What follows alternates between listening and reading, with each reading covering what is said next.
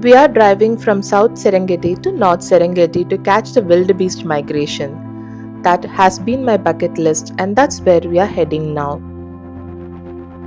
Hi, I'm Chitra, and you are watching Masala Box Travel. This is an ongoing Tanzania series, and we are towards the end looking to catch the wildebeest migration. So far, we've seen the lions gathering around, cheetah on my jeep, and some incredible sightings all through driving from south to central to north. The one thing that is constant is this rain catching up with us, and it is essential because this is what Great Migration is all about. They follow the green pastures. The wildebeest is looking for food, and not just the wildebeest, it is the zebras and many antelopes as well, looking for green pastures, and they will follow the rain, driving to the Great Migration. As we near towards the north, we already see quite a few wildebeest and zebras marching around in the plains, and this doubtless makes me feel, have I already missed the migration? For instance, I'm in the late September in Tanzania looking to see if I can still catch the migration. And here is the first sight of wildebeest walking in a row to a distance that my eyes cannot reach. There are so many wildebeest walking around like ants, just like ants, one behind the other, looking towards something, and you can see them waver through the brown pastures. It truly makes me wonder, have I missed migration? Hold on to see that. We stopped at an airstrip for lunch, and be it airstrip or the park has many more rest areas like this, which is impeccably clean. You can also fly to North Serengeti if that is more feasible and if you have lesser number of days with you.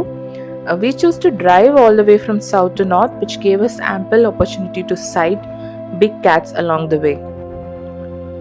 It was still pouring cats and dogs here and there. The rain was moving towards the south, and that is very much essential for all these ecosystem to work effectively. But this also made me wonder, is it gonna reduce the sightings? Is the river gonna be swelled up that the migration would be difficult? We never know. Moving further up north, the sky kind of clears up. I mean, it's unbelievable to say, but all of these bits of videos that you're seeing are from one single day. Moving from dry patches to watching herds of wildebeest to these greener pastures.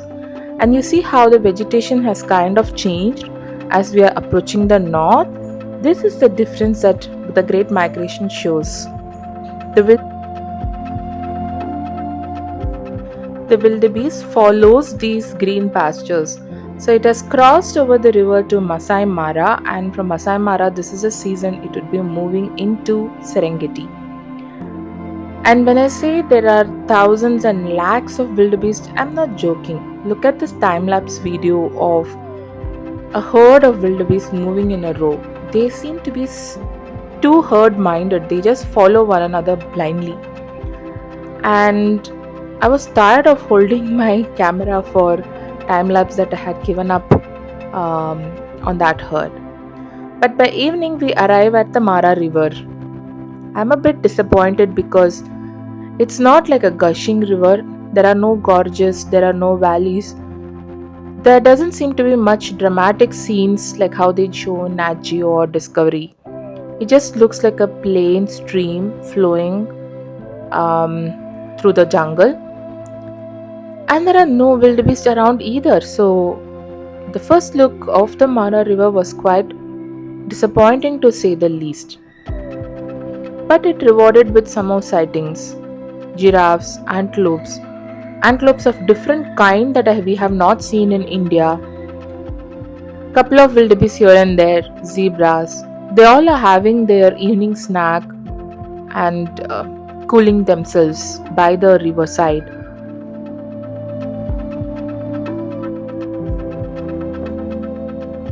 At one of the turnings, we see these three crocodiles. There are three crocodiles, and I'm not sure particularly if this is after meal crocodile or they're still smashing up a wildebeest and feeding on it. They looked mammoth, not the wildebeest that died, but the crocodiles looked mammoth.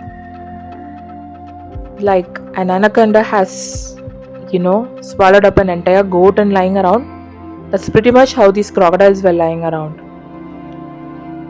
One good sign, a crossing must have happened for it to have this meal. Let me keep my fingers crossed and hope for a better crossing to see.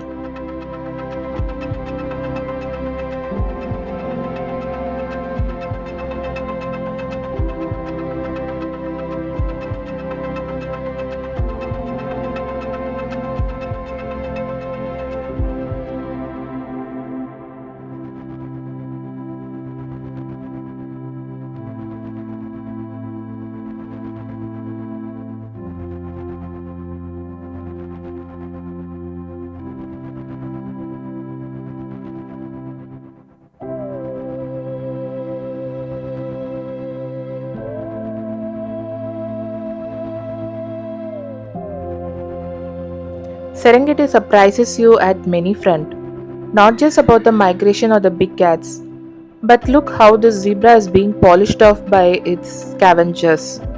From marabou, other storks, and vultures, there is a dead zebra, and these are all taking their share of this dead zebra. It's possibly not hunted down. We don't know how it died. If it was hunted down, it would have been polished by the lions. So, this was definitely not hunted down. But the ecosystem works in such a way that neither your life nor your death leaves any trace on this world in the jungle. There are ample flesh left in the zebra, and still, these are fighting for their survival. Some are still waiting for their turn, and I'm sure there is something for all of these scavengers that are waiting in line. And I promise tomorrow when we come back, nothing of the zebra is going to be left behind.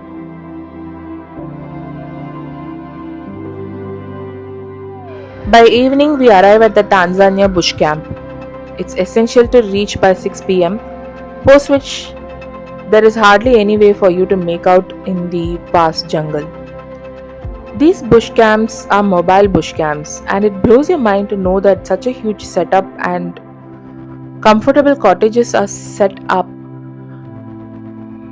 completely mobile, and they would dismantle the whole of this post the migration season and they would move towards the south. This is not a luxury camp, but it ticks off all the basic stuff, and I'll be more than happy to stay here. You see, there is even a sofa accommodated in this tent, a comfortable bed, and cupboards to hang your clothes, place to keep your suitcase, place to walk around. There is a sit out area as well, a separate bath area, and a restroom area. And you call them up, they come and fill up with hot water so that you regularly have hot water. And the good part, it doesn't have any boundary walls, so you're always sharing your accommodation with the king of the jungle. Throughout the night, you can hear them roar. You can hear the lions roar, and it gives a thrill like that cannot be explained.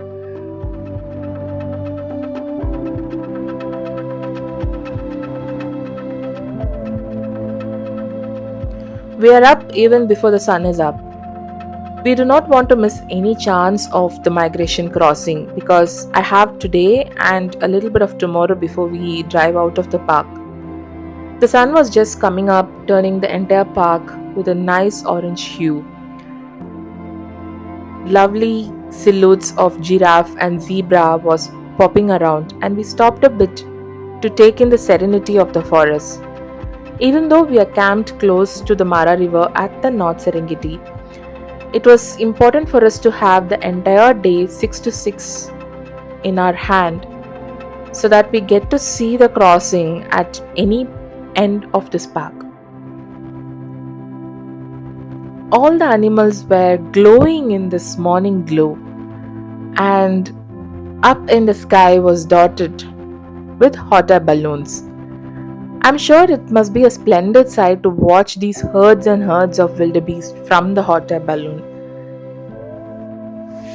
Again, we see huge herds of wildebeest, and the worry at the back of my mind still ticks. Am I going to see the migration or no?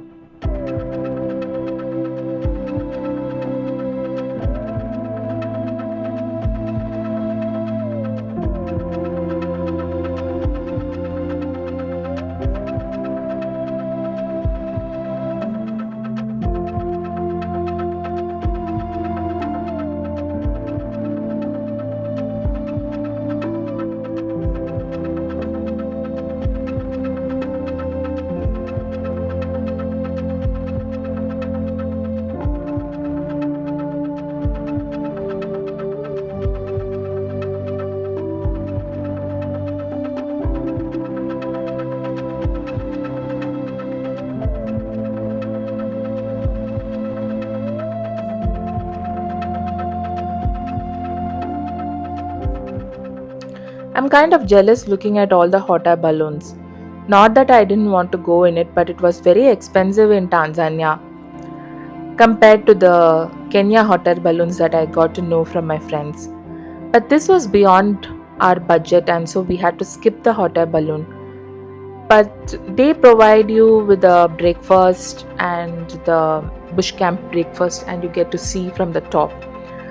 Someday, if the budget permits, I'm definitely doing it, and I hope I get to see some crossing from the balloon. Imagine all the drama that it would bring to this nature scene.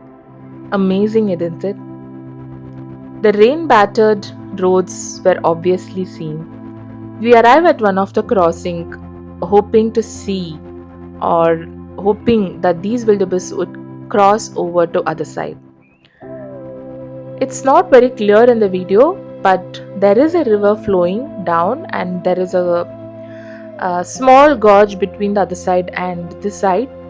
We are waiting on the other side, hoping for the wildebeest to cross, and we can see some of the herds coming in. So how the migration works is a lot of herd keeps joining at these crossings, one after another, and the pressure mounts so much that they decide to cross over to the other end. It's not really like they have a leader or someone who's maneuvering this herd. Rather, it's more like they take turns or they just follow one another, and they keep pondering on the banks, wondering whether to cross or not. They try to sense the water for crocodiles, but mostly it is the zebra that would take the first step, and these wildebeest would walk along with their best friends. So what we need to do is patiently wait for that pressure to build that pushes these wildebeest for a crossing. You see how they are running and coming as though they are going to miss a train? That's how some panic and run and come down.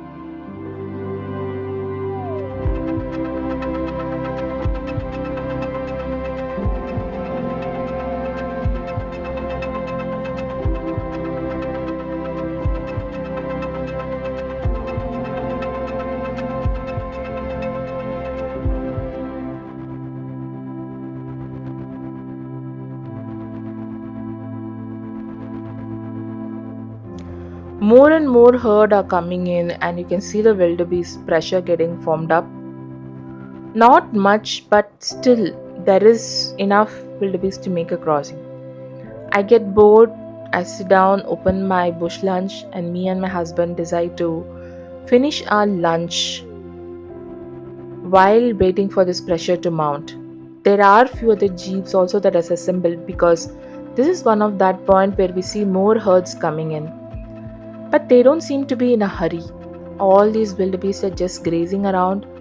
There is not one wildebeest standing in the front and even pondering whether to jump or not. They seem to be at peace, and it is us who are losing the patience.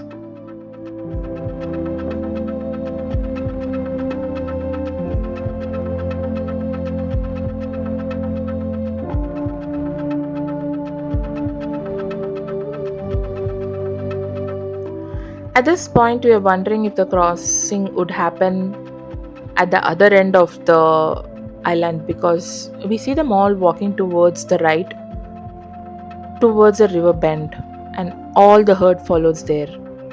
Did they cross? Stay tuned to watch this in the next episode. Please do like, share, and subscribe to Masala Box Travel.